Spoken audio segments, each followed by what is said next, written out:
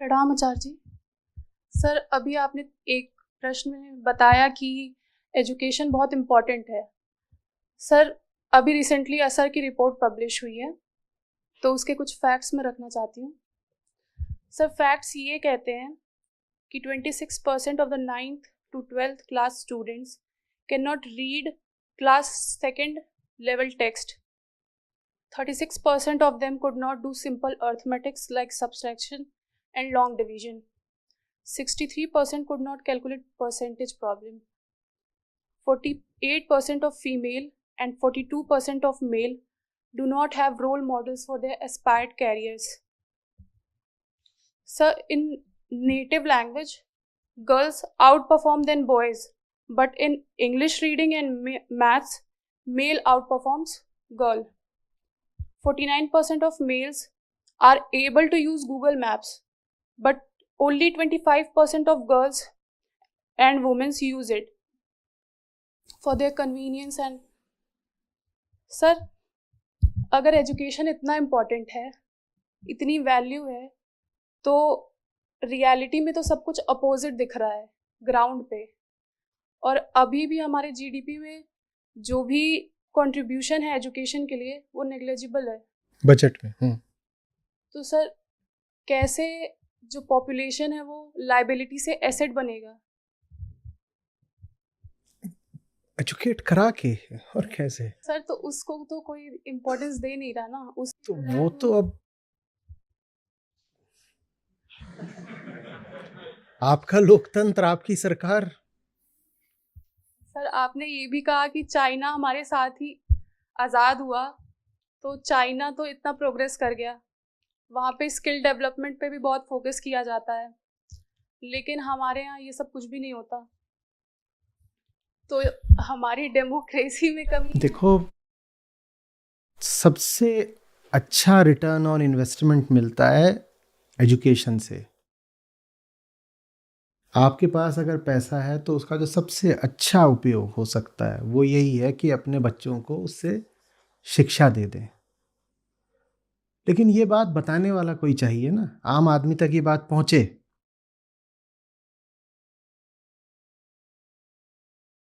जब उस तक ये बात नहीं पहुंचेगी तो वो फिर या तो उनको पढ़ने भेजता नहीं है, या वो पढ़ने जाते भी हैं तो घर में कोई शिक्षा पे जोर नहीं रहता।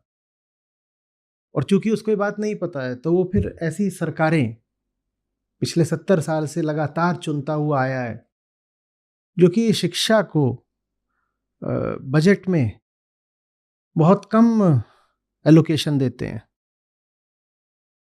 उतना कम एलोकेशन होता है तो न तो वहाँ पर जो स्कूल का इंफ्रास्ट्रक्चर है वो किसी स्तर का होता है, न जो शिक्षक हैं उनकी सर्विलेंस हो रही है कि वो क्या पढ़ा रहे हैं क्या नहीं पढ़ा रहे हैं। तो उनको भी अगर ले लो जिन्होंने ड्रॉप आउट नहीं किया और आगे बढ़ गए प्राइमरी सेकेंडरी, उनकी भी वही हालत है जो आपने बोला कि 9वीं 10वीं के बच्चे हैं वो दूसरी किताब नहीं पढ़ सकते। 11वीं 12वीं वाले हैं उन्हें जोड़ना घटाना नहीं आता।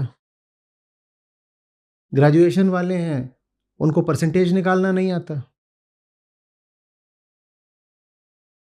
ये मूल्य व्यवस्था से हो रहा है समाज की,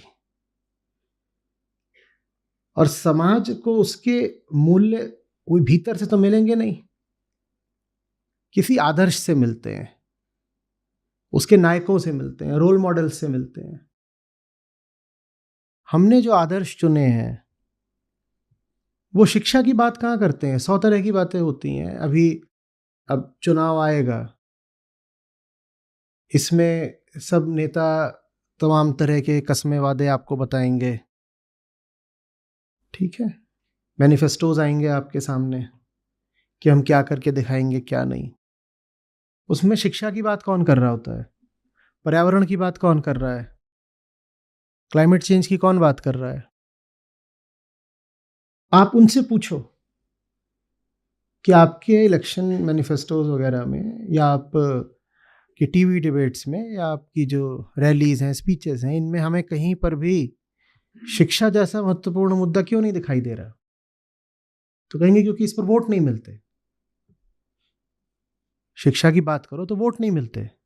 बात यह है कि वोटर को भी ये बताना पड़ेगा ना कि शिक्षा महत्वपूर्ण है, तो उसको पहले ये शिक्षित करना पड़ेगा कि शिक्षा महत्वपूर्ण है। और वो दायित्व तो नेता का है। जब नेता जनता के आगे आगे चलने को तैयार हो तो वो जनता को शिक्षित करता है। जब नेता जनता के पीछे पीछे चलता है तो कहता है जनता जिन मुद्दों पर वोट देगी मैं तो उन्हीं मुद्दों की बात करूंगा बस।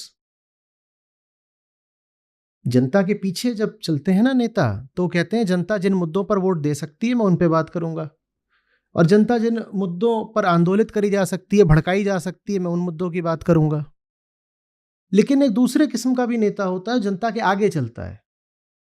वो कहता है कि मैं सिखाऊंगा जनता को कि कौन से मुद्दे आवश्यक हैं और किन मुद्दों पर वोट दिया जाना चाहिए। जनता को शिक्षित करने वाला नेतृत्व तो नहीं मिला भारत को।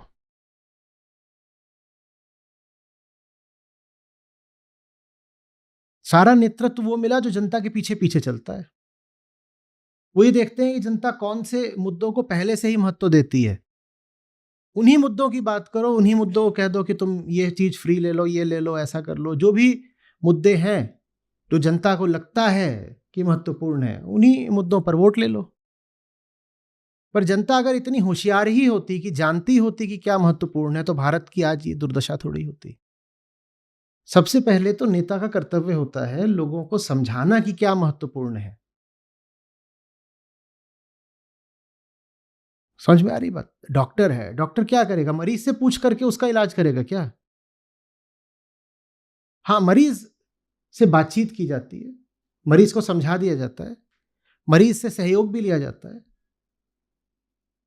पर डॉक्टर मरीज के आगे आगे चलता है ना। वो मरीज को निर्देश देता है, ऐसे करो वैसे करो। उसी तरह से नेता को भी जनता के आगे चलना चाहिए। पर हमारे नेता ऐसे हैं जैसे मरीज से पूछ पूछ के मरीज का इलाज किया जा रहा हो। अच्छा बताइए आपको कौन सी दवाई का स्वाद अच्छा लगा? हाँ, लीजिए लीजिए विद एक्स्ट्रा चीज। तो जनता को उदाहरण के लिए अगर जातिवाद का स्वाद अच्छा लगा तो नेता कहता है तुम्हें थोड़ा जातिवाद अच्छा लगता है, मैं तुम्हें बहुत सारा दूंगा। जनता को सांप्रदायिकता अच्छी लगती है, तुम्हें थोड़ी सी अच्छी लगती है, मैं बहुत सारी दूंगा। जो तुम्हें अच्छा लगता है मैं तुम्हें वही दे दूंगा। ये नेता कहां है फिर? नेतृत्व का तो अर्थ होता है आगे चलना।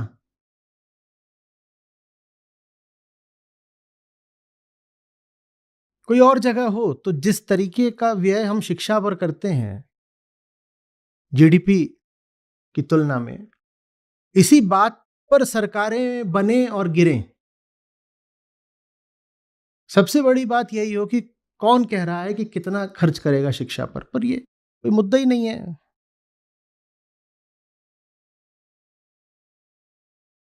समझ रहे हो बात? तो ये सूरत बदलेगी कैसे? ये ऐसे ही बदलेगी।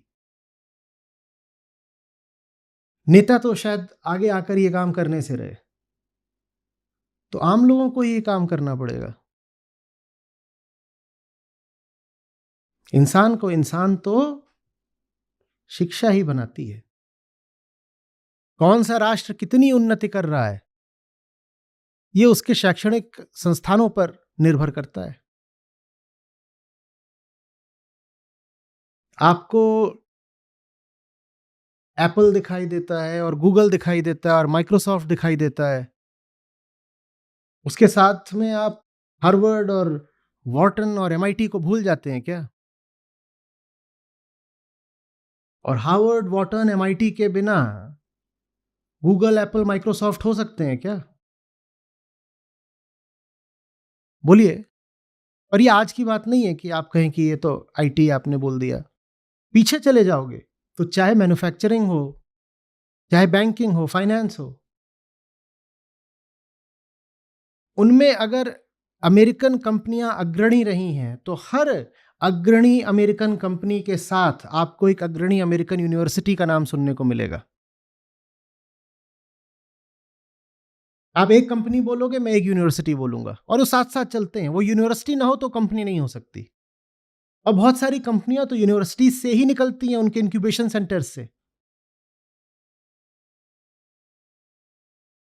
भारत जब यूनिवर्सिटीज का कोई स्तर ही नहीं रखेगा तो यहां तुम कहां से किसी भी तरह की प्रगति तरक्की ले आ लोगे? और मैं आध्यात्मिक तरक्की की तो बात भी नहीं कर रहा अभी, मैं तो साधारण आर्थिक सामाजिक तरक्की की बात कर रहा हूं। हमारी यूनिवर्सिटीज देखी है ना,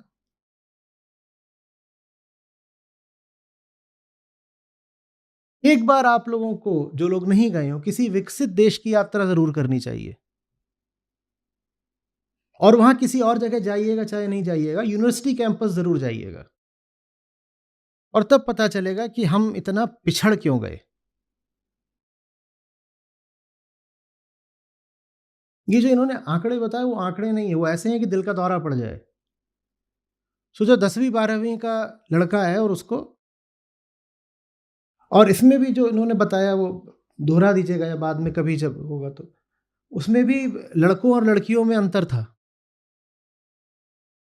आज के समय में आपको गूगल मैप लगाना नहीं आता, आपकी जिंदगी ही कहां पहुंचेगी।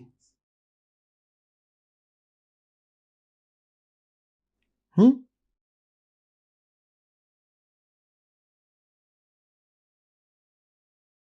कोई भाषा नहीं आती है। आप कह रहे थे लड़कियों को नेटिव भाषा क्षेत्रीय ज्यादा आती है, लड़के अंग्रेजी में थोड़ा, किसी को कोई भाषा नहीं आती है। अब इनकी हालत हो गई है कि ये साइन लैंग्वेज में बात करने लगे हैं। अब ये शब्दों में नहीं, ध्वनियों में बात करते हैं, साउंड्स नॉट वर्ड्स हैं, और इसका अर्थ है पूरा, जो आप नहीं समझ सकते वही समझ सकते हैं। कुछ दिनों में ऑडियो डिक्शनरीज होंगी जिसमें शब्द नहीं होंगे, ध्वनियां होंगी, और उनके भी अलग अलग तरीके के यूसेज लिखे होंगे कि ये जो ध्वनि है इसका निम्नलिखित 8 प्रकार से इस्तेमाल हो सकता है। का स्थिति संदर्भ पर निर्भर करते हुए इसके ये 8 अलग अलग अर्थ हो सकते हैं। हम पशु बनते जा रहे हैं। जानवर भी तो करते हैं ना संवाद, कैसे करते हैं? यही करके हैं, इधर से कभी चले जाओ भैंसों, वहां भी इतनी जो आवाजें हो रही होती हैं क्यों हो रही होती हैं? ऐसे ही थोड़ी हो रही हैं, वो बात कर रहे हैं।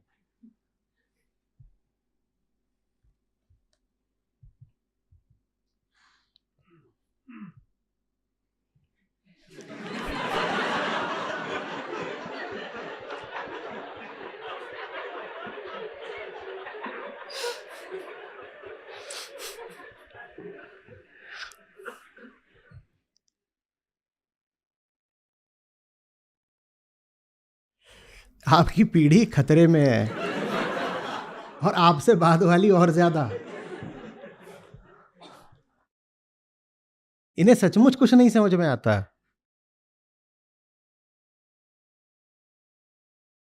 मैं बार बार बोला करता हूं ये किताब पढ़ो वो किताब पढ़ो, इनसे एक पैराग्राफ नहीं पढ़ा जाता। किताब के एब्रिज्ड वर्जन्स नहीं पढ़े जाते। क्या शिक्षा की हम बात कर रहे हैं?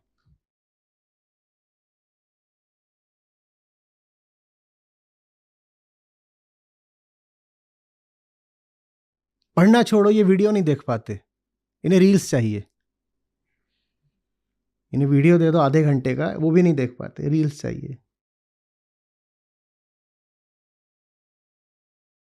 एक पकड़ में आया, मैंने पूछा क्यों नहीं देखता, तुझे इतनी बार बोला?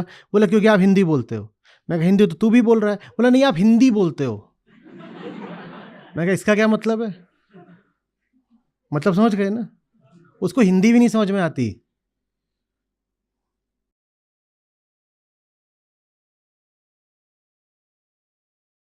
इसका क्या असर पड़ेगा जीवन के हर क्षेत्र में, वो आप सोच लीजिए। साइंस, टेक्नोलॉजी, मेडिसिन, ये सब भारत में किस दिशा जाएंगे सोच लीजिए। लिटरेचर, आर्ट्स, कल्चर, जिस देश में ये पूरा साफ होता जा रहा हो, उस देश में विज्ञान की, कलाओं की, जीवन के किसी भी क्षेत्र की क्या दशा होगी सोच लीजिए। जब किताबें नहीं पढ़ी जा सकती, तो कैसे डॉक्टर आने वाले हैं आने वाले दिन, आप वो भी सोच लीजिए। और इंजीनियर कैसा आएगा, वैज्ञानिक कैसा आएगा, फिल्मों के गाने कैसे आएंगे, क्योंकि हिंदी तो हिंदी फिल्म वालों को भी समझ में नहीं आती, तो सोचो गीतों के बोल कैसे होंगे।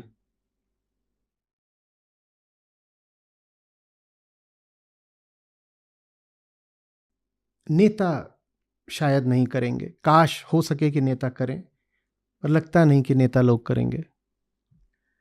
हमें आपको ही करना होगा, चाहे अब जितना समय लगे। एक दिन में हम इतना गिर नहीं गए, एक दिन में हम उठ भी नहीं पाएंगे, समय लगेगा।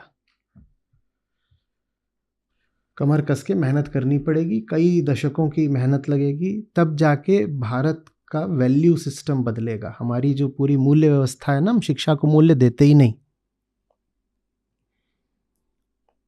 जैसे जैसे भारतीय मन शिक्षा को महत्व देना शुरू करेगा, वैसे वैसे हमारे शैक्षणिक संस्थान भी उच्च कोटि के होते जाएंगे।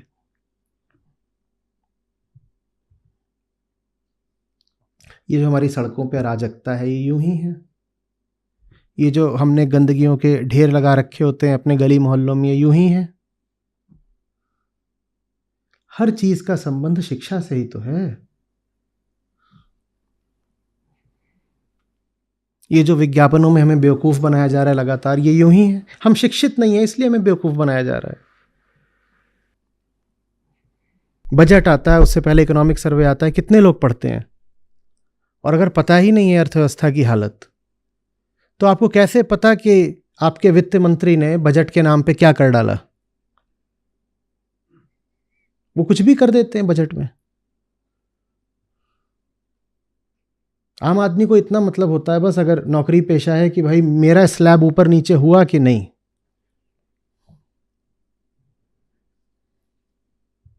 टैक्स बस।